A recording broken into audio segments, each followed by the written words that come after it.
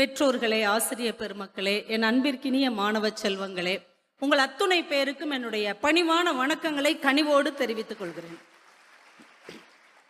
ஐயா, இன்னைக்கு எங்களுக்கு என்ன சிரமம்னாயா, கல்வி சூழல்ல பெற்றோர்களுக்கு சிரமம் அப்படிங்கிறத விட பெற்றோரேங்கிற அணியில பேசுறவங்களுக்கு தான் பெரிய சிரமம்.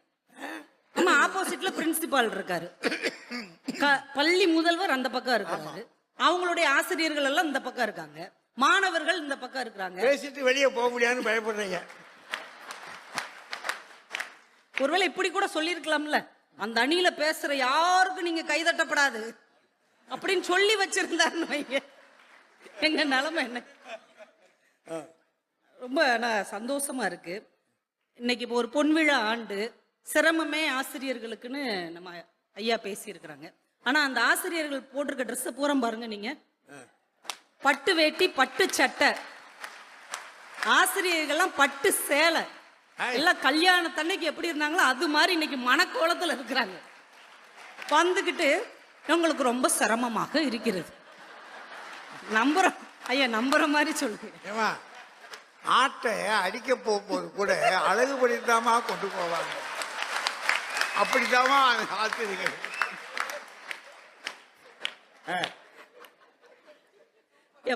பெற்றோர்களுக்கும் ஆசிரியர்களுக்கும் ஒரே ஒரு வித்தியாசம் தான், ஒரே ஒரு வித்தியாசம் தான். ஆசிரியர்கள் சம்பளம் வாங்கிட்டு பிள்ளைகளுக்கு பாடம் நடத்துறாங்க, நாங்க எங்க சம்பளத்தையும் கொடுத்துட்டு பிள்ளைகளுக்கு பாடம் நடத்துறோம். அப்ப கொடுக்கிறது சிரமமா, வாங்கிறது சிரமமா? அது வாஸ்தவம் தான், நியாயமான கேள்வி தானே. அன்னைக்கெல்லாம் பிள்ளைகள், நம்ம வீட்டு பிள்ளைகள் தப்பு செஞ்சா உங்க வாத்தியார்ட்ட சொல்லிடுவோம் அப்படின்னு சொல்லி கொண்டு போய் நிப்பாட்டிடுவோம். சார், பிள்ளை இவ்வளவு தப்பு செய்யறான்னு கம்ப்ளைண்ட் பண்ணுவோம். இப்ப நம்ம வாசலுக்கு போறதுக்கு முன்னாடி அவங்க 50 கம்ப்ளைண்டோட நிக்கிறாங்க. உங்க பிள்ளை இப்படி பண்ணுது, ஏன் இப்படி பண்ணுதுன்னு தானே உங்ககிட்ட கொண்டு வந்து விட்டேன். எல்லாம் பண்ணப்படாது. நம்மளுக்கு பயமா இருக்குது, பள்ளிக்கூடத்து வாசலுக்கு வருவதற்கே பயமா இருக்குது. ஆனா ஐயா பேசுனதுல ஒரு விஷயம் நல்லா தெளிவா தெரிஞ்சதுயா, ஒரு நல்ல விஷயம். ஐயா வாரிசு படமும் பார்த்துட்டாங்க, துணிவு படமும் பார்த்துட்டாங்க. அதான்ப்பா எனக்கு ஒண்ணுமே விளங்கல, நான் பார்க்கல. அதுலயும் ரொம்ப குறிப்பா ரஞ்சிதமே பாட்டை ரொம்ப ரசிச்சிருக்காங்க. இப்ப இது என்ன பிரச்சனை ஆகும் தெரியுமா?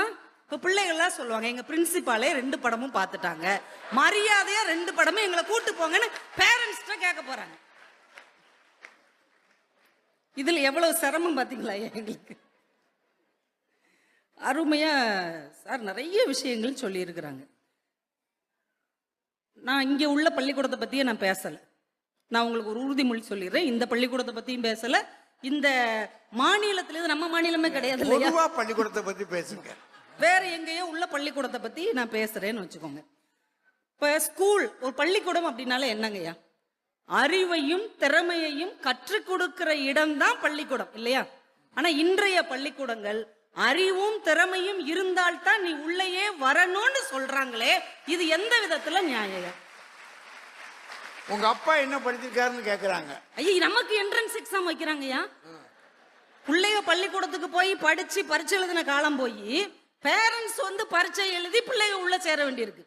பையன் சொல்றான், ஒழுங்கா பரீட்சை எழுது, நீ என்னத்தையாவது விட்டு ஒவ்வொரு வருஷமும் ஒவ்வொரு ஸ்கூலுக்கு நீ மாத்திக்கிட்டே இருக்க, ஒழுங்கா படிக்க மாட்டேன், நீ என்ன படிச்சிருக்க?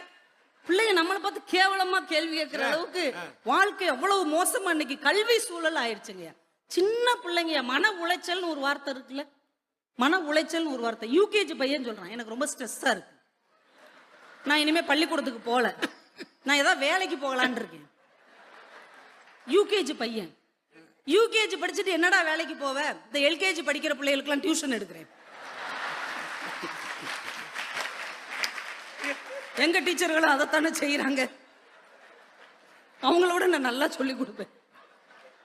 ஐயோ, இந்த பிள்ளைகளை வீட்டுல வச்சுக்கிட்டு நாங்க படுற படாதும். ஐயோ, கொரோனா காலத்துல ஆசிரியர்கள்லாம் உண்மையிலே நிம்மதியா இருந்தீங்க, நல்லதோ கெட்டதோ உங்க வீட்டுக்குள்ள நீங்க பாட்டு உட்காந்துக்கிட்டீங்க. ஆனா எங்க நிலைமை, இந்த பையகிட்ட மொபைலையும் கொடுத்துட்டு, அவனுக்கு சேர் டேபிள் எல்லாம் போட்டு கொடுத்துட்டு, அம்மா சிப்ஸ் கொண்டு வா, வடை சுட்டு கொண்டு வா, பிஸ்கட் தீர்ந்து போச்சு, ஏன்டா இந்த பாடுபடுத்துற, ரொம்ப படிக்கிறாமலன்னு பக்கத்துல போய் பார்த்தா கேம் விளையாடிட்டு இருக்கான். என்னடா கேம் விளையாடுறேன்னா பிடி பீரியடு, உனக்கு ஒன்றும் தெரியாது போ. சார் பிள்ளைகள்கிட்ட அந்த 2 வருஷம் நம்ம எவ்வளவு சீரழிஞ்சோம். படுத்து எடுத்துட்டாங்க. ஒழுங்கா படிடா ஒழுங்கா படிடா. இங்க வா, நீ கொஞ்ச நேரம் உட்காந்து பாரு, எங்க மேத்ஸ் மிஸ் இவங்க தான். உன்னால 10 நிமிஷம் உட்காந்து பார்க்க முடியுமா? நான் எவ்வளவு நாள் நேர்ல போய் பார்த்திருக்கேன். உண்மையில மனசு வேதனையா இருக்கு. இந்த பிள்ளைகளை பத்துட்டு படிக்கவும் வச்சுட்டு நாங்க படுற பாடு. இந்த ப்ராஜெக்ட் பத்தி ராஜ்குமார் சார் நொந்து போய் சொன்னார். என் ஃப்ரெண்டோடைய பொண்ணுங்கயா 1ஆம் கிளாஸ் படிக்கிறான். ப்ராஜெக்ட் அந்த பிள்ளைக்கு ஃபெதர், மயில் இறகு, கோழி இறகு, புறா இறகு, கிளி இறகு, இந்த 4 கொண்டு வரணும்ட்டாங்க. அவ கிராமத்துல இருக்கிறதுனால கோழி இறகு ஈஸியா கிடைச்சிருச்சு. ஏதோ கோயில் குளம்லாம் அலைஞ்சு புறா இறகு கலெக்ட் பண்ணிட்டான். மயில் இறகு அவ பாட புஸ்தகத்துல குட்டி போடுன்னு வச்சிருந்திருக்கா, அதை எடுத்தும் கொடுத்துட்டா. இப்ப கிளி இறகுக்கு எங்க போக? கிளி ஜோசியக்காரனை கூப்பிட்டு அந்த கிளியில இருந்து அவன் ஏதோ இன்னைக்கு நமக்கு ஒரு போனி ஆகும்னு நினைச்சு வந்து உட்காந்துருக்கான். அந்த கிளியில இருந்து ஒரு இறகு கொடுங்க அப்படின்னு அவன் சொல்லியிருக்கான். கிளி இறகு உனக்கு கொடுத்துட்டா நீ கூண்டுக்குள்ள உட்காந்து ஜோசியம் சொல்றியா? எதுக்குயா 1ஆம் கிளாஸ் படிக்கிற பிள்ளைங்களுக்கு எதுக்குயா ப்ராஜெக்ட்? அதுவும் எதை செயல்படுத்த முடியாதோ அதை செஞ்சுட்டு நீங்க இருந்துக்கிறீங்க. லிட்டில் செஃப்னு எல்கேஜி பிள்ளைங்களுக்கு வைக்கிறாங்கய்யா சமையல் போட்டி. எல்கேஜி பிள்ளைக்கு சாப்பிடையே தெரியாதையா, அது எப்படியா சமைக்கும்? நடக்குதுங்க, நிறைய பள்ளிக்கூடங்கள்ல நடக்க. எங்களால முடியல. நீங்க மண்டே டியூஸ்டே வெனஸ்டே கேள்விப்பட்டிருப்பீங்கயா. எல்லோ டே கேள்விப்பட்டிருக்கீங்களா? கிரீன் டே கேள்விப்பட்டிருக்கீங்களா? ப்ளூ டே கேள்விப்பட்டிருக்கீங்களா? இவங்க வாட்டுக்கு போட்டுருவாங்க நாளை கிரீன் டே. அப்படின்னா என்ன தெரியுமாயா? கிரீன் டீ குடிக்கணும்னு அர்த்தம் கிடையாது. அந்த பிள்ளைகளுக்கு பச்சை ட்ரெஸ் போடணும்னு அர்த்தம். நம்ம வீட்டில் சில நேரம் பச்சை ட்ரெஸ் இருக்காது, இல்லைன்னா கொஞ்சம் பழைய ட்ரெஸ்ஸா இருக்கும். இதை போட்டு போனா அதெல்லாம் இல்லை. அந்த தர்ஷினிலாம் ஒவ்வொரு தடவையும் புது ட்ரெஸ் தான் போட்டு வர்றா. எனக்கு புது ட்ரெஸ் வாங்கி கொடு. நைட்டு 8:30 மணிக்கு மேல பச்சை கலர் ட்ரெஸ்ஸுக்கு நாங்கள் தெருவா அலைஞ்சிக்கிட்டு இருக்கோம். கையில காசு வேற இல்லை.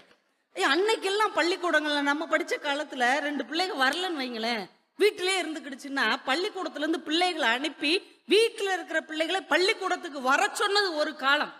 இன்னைக்கு ஃபீஸ் கட்டலனா பள்ளிக்கூடத்துக்கு வந்த பிள்ளையை வீட்டுக்கு போ என்று சொல்லுகிற காலமாக இன்றைக்கு மாறி இருக்கு இல்லையா?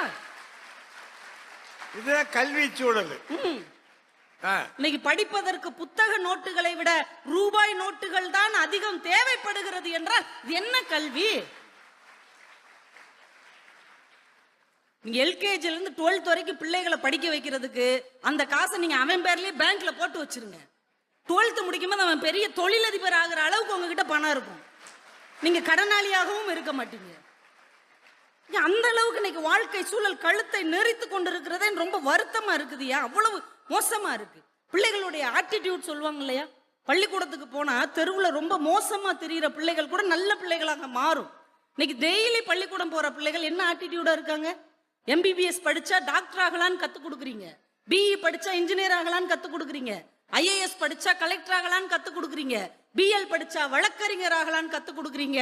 ஆனால் என்ன படித்தால் அவன் மனிதனாக மாறுவான் என்பதை கற்றுக் கொடுக்காத ஒரு கல்வி எப்படி நல்ல கல்வியாக இருக்க முடியும்?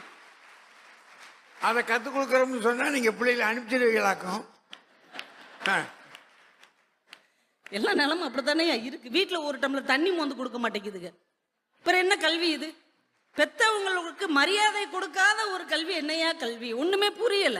ஏன் ஒரு விஷயம் நம்ம ஒரே சொல்றாங்கல்ல, ஒரே நாடு ஒரே காடு அப்படின்னு சொல்றோம்ல, ஒரே நாடு ஒரே கல்வின்னு ஏன் இருக்க முடியல? மெட்ரிகுலேஷன் ஒரு கல்வி, கவர்மெண்ட் ஸ்கூலுன்னு ஒண்ணு, சிபிஎஸ்சின்னு ஒண்ணு, சர்வோதயான்னு ஒண்ணு, இன்டர்நேஷனல் ஸ்கூலுன்னு ஒண்ணு. ஒரு தெருவுல ஒரே வயசுல இருக்கிற பிள்ளைகள் பலவிதமான கல்வியை கற்கிறார்கள் என்றால் அவங்களுக்குள்ள எவ்வளவு ஏற்றத்தாழ்வுகள் இருக்கும் என்பதை ஏன் ஒரு அரசாங்கம் கவனிக்க மறுக்கிறது? இன்னைக்கு மாறுவேட போட்டியில பிள்ளைகள் அவ்வளவு ஆர்வமா கொண்டு வந்து சேர்க்கிறோம். அவங்க காந்தியா நடிக்கிறாங்க, இயேசுவா நடிக்கிறாங்க, புத்தரா நடிக்கிறாங்க, பாரதியா நடிக்கிறாங்க. ஆனால் காந்தியாக, இயேசுவாக, புத்தராக, பாரதியாக வாழ வேண்டும் என்று நம்மால் ஏன் கற்றுக் கொடுக்க முடியவில்லை? வருஷ வருஷம் 100 காந்தி, 100 புத்தர், 100 இயேசு.